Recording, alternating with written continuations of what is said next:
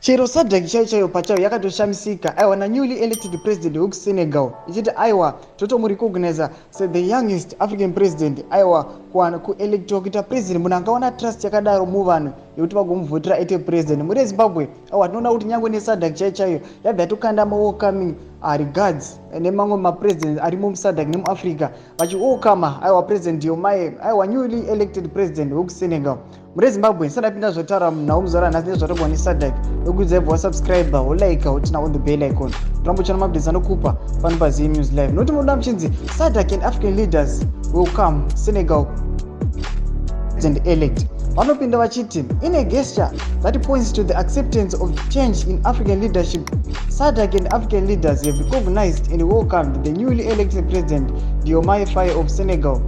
President Philippe Nyusi of Mozambique sent a passionate message to President-elect Diomaye Faye.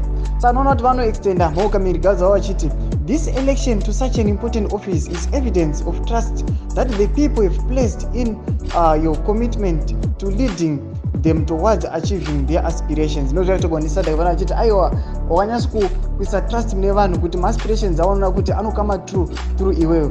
Muri Zimbabwe ndo mashoko ari kuitogwa panapa nemapresidents arimo muSadc nemamwe African countries. Chimbotudzira munoti kudii pamusoro aiwa pa-newly elected president weSenegal. Pinda mucomment section yedu musangano subscribe kulike notina on the bell icon. Torambochana mabdesi anokupa pano paZim News Live.